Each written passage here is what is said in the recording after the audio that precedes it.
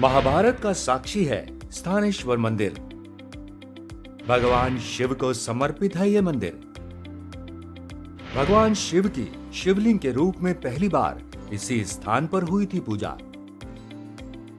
आइए जानते हैं क्या है स्थानेश्वर मंदिर का इतिहास।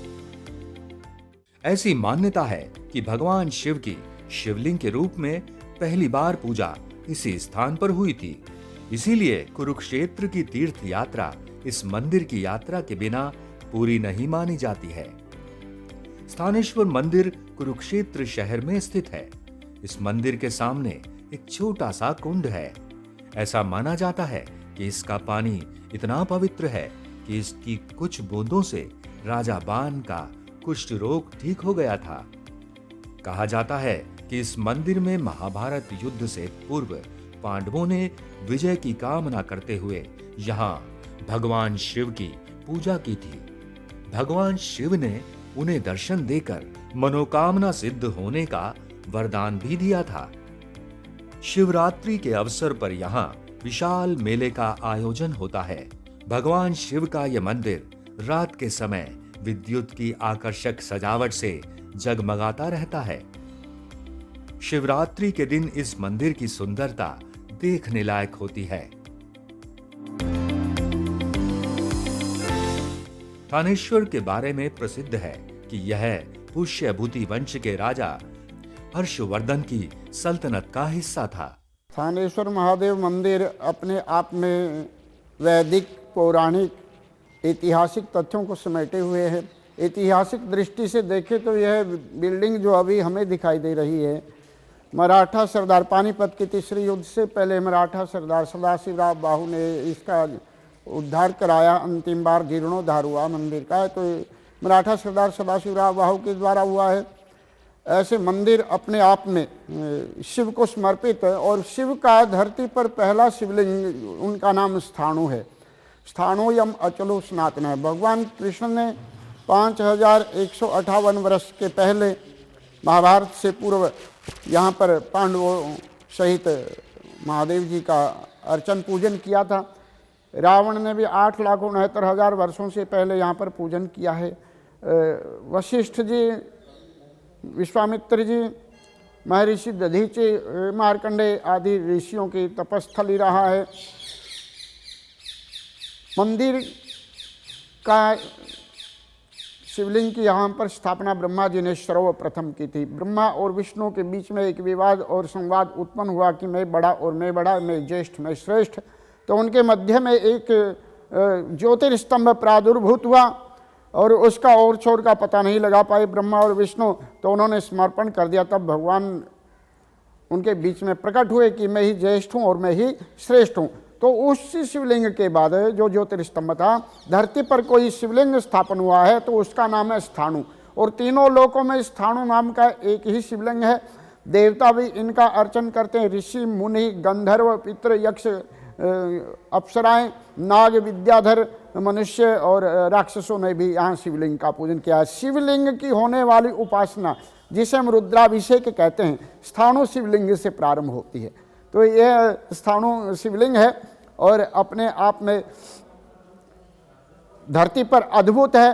कहते हैं कुरुक्षेत्र के बारे में, गंगायाम जले मुक्ति, वाराणस्याम जले स्थले, कुरुक्षेत्रे त्रिधा मुक्ति, अंतरिक्षे जले स्थले। यहाँ का स्थाणु शिव है यहाँ, और यहाँ का धरती, यहाँ का जल, क्योंकि सरस्वती नदी यहाँ से बहती थी, और यहाँ का अंतरिक्ष, तीनों मुक्तिदायक है। गंगा जी का जल सर्वत्र मुक्तिदायक, काशी जी का जल और स्थल मुक्तिदायक, और स्थानेश्वर होने से कुरुक्षेत्र त्रिधा मुक्तिदायक। यहाँ का अंतरिक्ष भी, क्योंकि गीता जी के श्लोक 60,000 सारस्वतों ने वेदा अध्ययन किया यहीं पर सरस्वती के किनारे बैठकर। तो यह सब ऋषि मुनियों, महर्षि वशिष्ठ, दधीचि, विश्वामित्र की तपस्थली भी रहा। नारायण ने भी यहाँ पर सृष्टि का संचालन करने के लिए कालांतर में लंबे समय तक तपश्चर्या की है। और ब्रह्मा जी ने भी सृष्टि को आगे बढ़ाने के लिए यहाँ पर तप किया। 1000 वर्षों तक भगवान शंकर ने स्थाणु होने के लिए, स्थायित्व प्राप्त करने के लिए, चंचलता दूर करने के लिए यह जो सरोवर हम देखेंगे अभी 1 योजन का चौड़ा और 1.5 योजन का लंबा होता है। इसी सरोवर के मध्य में भगवान ने जल निमग्न होकर भगवान शंकर ने 1000 वर्षों तक तप किया था। तो कुरुक्षेत्र में आने वाले प्रत्येक नागरिक को, जो भी प्राणी यहाँ यात्रा पर आता है, उसकी यात्रा अगर स्थानों की हम दर्शन नहीं करते हैं तो संपन्न नहीं मानी जाती है। स्थाणु शब्द का अर्थ होता है भगवान शिव का वास। इस शहर ने सम्राट हर्षवर्धन के राज्यकाल में राजधानी के रूप में कार्य किया। इस मंदिर की छत एक गुंबद के आकार की है और छत के सामने की तरफ का हिस्सा एक लंबा अम्ला आकार का है। मंदिर के अंदर छत पर आज भी प्राचीन कलाकृतियों को देखा जा सकता है। इस मंदिर में भगवान शिव का शिवलिंग एक प्राचीन शिवलिंग है। ऐसी मान्यता भी है कि भगवान शिव की शिवलिंग के रूप में पहली बार पूजा इसी स्थान पर हुई थी। यह मंदिर 2 भागों में विभाजित है। पहला, जो बाईं तरफ है, भगवान श्री लक्ष्मी नारायण जी का है और दूसरा, जो दाईं तरफ है, भगवान शिव का है। इस मंदिर में भगवान भैरव, हनुमान और राम परिवार व माता दुर्गा जी की मूर्ति स्थापित है। मंदिर परिसर में एक सरोवर भी है। इस सरोवर के जलार्पण से सारे रोग दूर हो जाते हैं। कहा जाता है कि इस सरोवर के जल से राजा बेन के सारे कष्ट दूर हो गए थे। यहाँ स्नान करने के लिए घाट बने हैं। स्त्रियों के स्नान के लिए अलग से घाट बने हैं। कहा जाता है कि यहाँ सिखों के 9वें गुरु तेग बहादुर जी भी आए थे। इस मंदिर के समीप उनकी याद में गुरुद्वारा नवीं पातशाही भी बना हुआ है। यमुना नदी के किनारे बसे इस शिव मंदिर के लिए कहा जाता है कि मंदिर के पीछे यमुना का पानी मंदिर के टैंक से होता हुआ मंदिर के बाहर निकलता है। इसकी एक बूंद से कुष्ठ रोग का निवारण हो जाता है।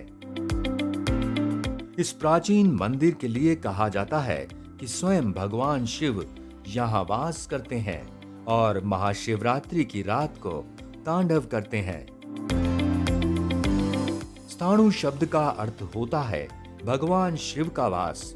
इस शहर ने सम्राट हर्षवर्धन के राज्यकाल में राजधानी के रूप में कार्य किया। पौराणिक कथाओं के अनुसार जब पांडवों और कौरवों के बीच महाभारत युद्ध आरंभ होने वाला था, तब पांडवों और भगवान श्री कृष्ण ने इस स्थान पर भगवान शिव की पूजा की थी और महाभारत युद्ध विजय का आशीर्वाद प्राप्त किया था। श्री स्थानेश्वर मंदिर में सभी त्योहार मनाए जाते हैं। विशेषकर शिवरात्रि के त्योहार पर विशेष पूजा का आयोजन होता है। इस मंदिर को फूलों और लाइट से सजाया जाता है। इस मंदिर का आध्यात्मिक वातावरण श्रद्धालुओं के दिल और दिमाग को शांति प्रदान करता है। यत्र सावित्री देवी तत्र स्थाणु भैरवम देवी भागवत में आया है, जिसे हम आज भद्रकाली कहते हैं। कालांतर में उनका नाम पूर्व में सावित्री था, तो उनके भैरव भी स्थाणु ही हैं। यहाँ स्थाणु महादेव धरती पर एकमात्र स्थान है जहाँ कल्याणकारी रूप में, यहाँ शिव रूप में स्थाणु शिव हैं। आतताइयों को रुलाने के लिए भगवान यहाँ रुद्र रूप में स्थाणु रुद्र हैं और तंत्र आदि क्रियाओं, आभिचारिक क्रियाओं को नियंत्रित करने के लिए, भूत प्रेत पिशाच आदि को नियंत्रित करने के लिए, और माता के सहचर के रूप में यहाँ पर स्थाणु जो है भैरव के रूप में विराजमान है। तो एकमात्र यह स्थान जहाँ पर सभी ऋषि मुनि गंधर्व यक्ष किन्नरों ने वो अर्चन और पूजन किया है। एक लिंगाष्टक स्तोत्र आता है, ब्रह्मा मुरारी सुरार्चित लिंगम निर्मल भाषित शोभित लिंगम। संभवतः इन्हीं शिवलिंग के लिए इस स्तोत्र की रचना हुई होगी, क्योंकि यहाँ शंकर जी स्वयं शिवलिंग स्थापन करने उस समय आए। ब्रह्मा जी आए, शंकर जी ने सबके बीच में खड़े होकर उद्घोषणा की थी। यक्ष किन्नर देवता ब्रह्मा विष्णु जी और ऋषि मुनियों के समक्ष शंकर जी ने वचन दिया कि मैं यहाँ नित्य एक रूप से हमेशा निवास करूंगा, इसलिए मेरा नाम स्थाणु होगा। स्थायी निवास करने वाले को स्थाणु कहा जाता है। तो एक रूप में स्थानेश्वर महादेव यहाँ विराजमान है। और जो स्थाणु नाम का सरोवर है, इसमें मध्याह्न काल में, अभिजित काल में धरती पर जितने भी तीर्थ हैं, नदियां हैं, समुद्र हैं, सारे के सारे इस काल में इस तीर्थ में स्थाणु सरोवर में एकत्रित हो जाते हैं। कालांतर में इनका नाम सन्निहित था और फिर शंकर जी ने 1000 वर्षों तक तप किया तो शंकर जी को यह सरोवर बहुत प्रिय हो गया, तो इनका नाम रुद्रहृद हो गया सरोवर का नाम। और आज हम इन्हीं सरोवर को स्थाणु सरोवर के नाम से जानते हैं। पास में ही स्थाणु नाम का वट है। स्थाणु वट का स्पर्श, स्थाणु सरोवर के जल बिंदुओं से सेंचन या उसमें स्नान और भगवान शिव का अभिषेक, स्थाणु शिव का दर्शन और अभिषेक, यह सर्वत मुक्तिदायक है। कहते हैं अकामो व सकामो व प्रविष्ट है स्थाणु मंदिरम विमुक्ते पात के घोरे प्राप्नोति परमम पदम। कोई आदमी किसी कामना को लेकर या निष्काम भाव से जो भी स्थाणु के इस क्षेत्र में प्रवेश हो गया है, वह किसी कामना को लेकर आए या निष्काम भाव से, और कितने ही पापों से वह लदा हो, वह मुक्ति का पात्र हो जाता है। यह स्थाणु का प्रभाव बताया गया है। बोलिए स्थानेश्वर महादेव की जय। स्थानेश्वर महादेव की ओर से मैं स्वामी रोशनपुरी।